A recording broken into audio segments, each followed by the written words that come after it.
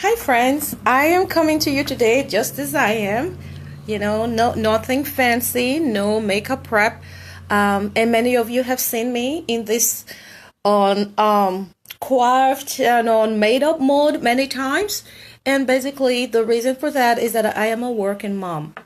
And as a working mother, anyone who's a working mother can tell you that it is rare that we can combine looking all perfect for the public with giving good care, premium care to our children. And so from the time my daughter was born, I decided I was going to make that choice. And when I realized as a single mother that I did not have enough pair of hands to be both fancy, nice looking for the public, and care for my child, I had to make a choice. What was I going to do? I either care for my child, give her partial care so I can look good, or I could give her the kind of care she needed for me at the risk of my looks. So yes, I know that I appear unprofessional a lot of times when I do my videos.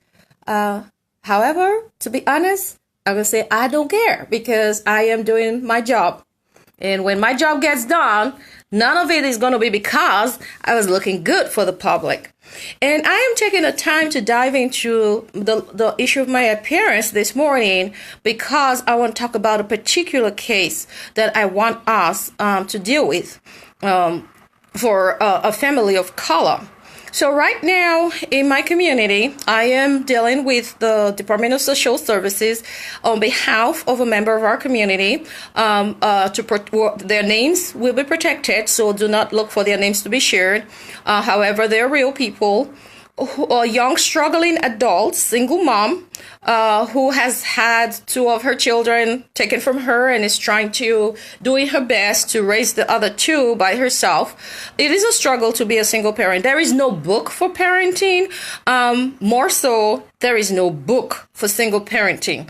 If parenting is difficult, single parenting is harder. If you are one of those that pays attention to my God's Grace of Single Mothers program, the radio program I ran for a year, and as well the live videos that I have done for the past 2 years on Facebook, you already know that this is one of the reasons I do those programs, is to give people an understanding of the challenges of being a single mom, and so that society can understand, and instead of heaping more stress on single mothers, they can at least try to be there and supportive for them. And so here is where I'm at this morning with this particular case, where I am appealing to the public that you all have to stand up and stand with me to help support this particular single mother.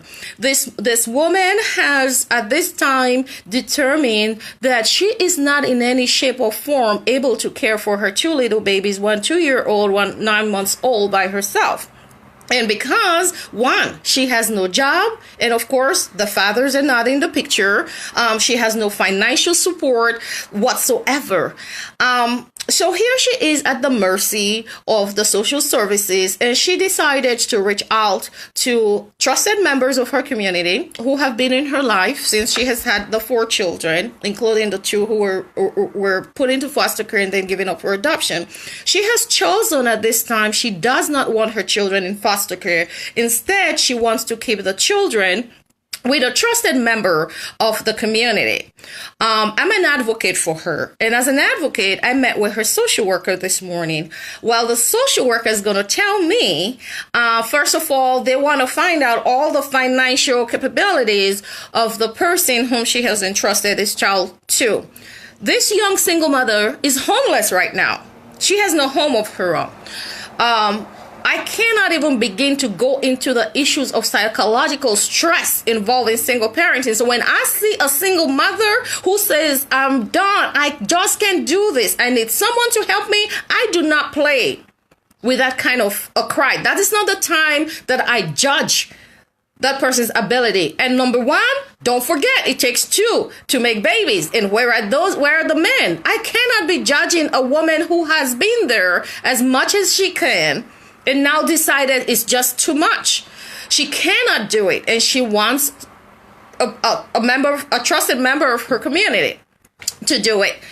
The social worker wants to know since the person who's taking care of the babies, they're not full-time moms, stay-at-home moms. So how's that going to affect the baby? So here is the question I have for you all, society. We are talking about this abortion issue right now. We are saying we want women to keep their babies. Then you have a social worker saying they want the women to be full-time stay-at-home moms. We don't have a solution for how their needs will be met.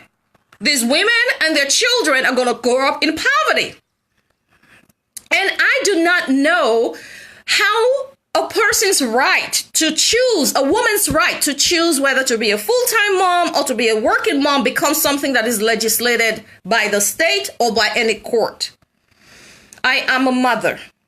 I have been a single mother from the time my daughter was conceived. In that period, I have worked. I have obtained a master's. I have pastored and planted and plastered a church. I have served community organizations. I have been representative in many spheres. I am doing my doctor ministry program right now, all as a single mother. And my daughter has been taken care of. Her needs have been met. She goes to school. She is graduating as a senior right now at 16 years old. All of this as a single mom with a very small income.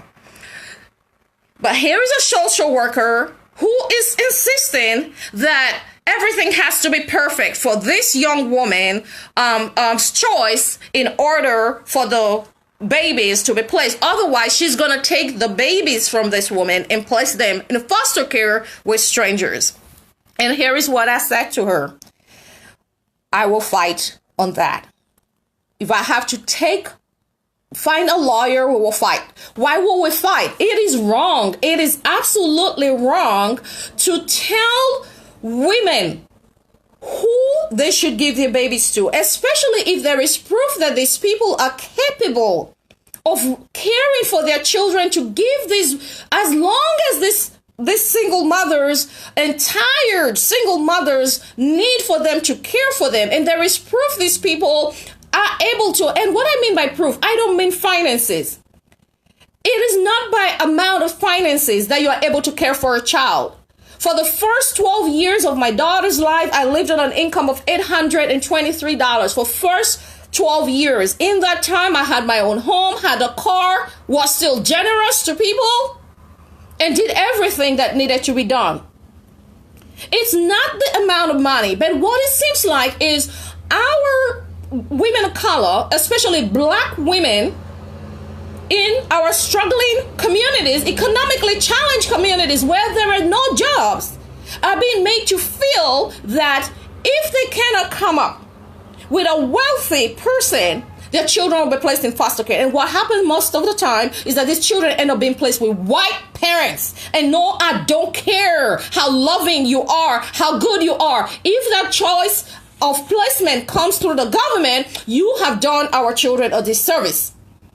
It is different if that child, the parents of those children are in good relationship with you and decide, hey, I don't mind you. But when the government chooses to place it and then choosing to discriminate economic situations by choosing to place our children only in white care because that's the economically stable situation, that is racism. That is racism in foster care. Because I did not raise my child in wealth. But I have raised, by God's grace, I have raised a great child. I have raised a successful child. And it was done in poverty. And so here is what I need from you all. I'm going to need you all stand on my side. Those of you who are attorneys, I want you all, please reach out to me. Leave a comment on this video. Send me a message. I told the caseworker this morning, I am going to go make a case myself. I'm going to wait for them to come to us. We're going to make a case and advocate for this young woman to have the right to determine where she wants her kids to go. The government needs to back out. Because when you place our children without our involvement, without our choices, That's the beginning of the discrimination and racism that later on affects our kids. I don't care how good the families are. You are doing something drastic to that child's soul when you take them out of the community. It takes community to raise a child. It doesn't take just money. The love of the people around that child, those faces that those child has been raised with, the arms that are going to hold them, and more importantly, that mother's heart that desires where her child should be placed should not be messed with. So I'm going to need you guys, please be on the lookout. I want your help. I need your help to help this young woman maintain her right before the courts and before society to decide where her child needs to be placed.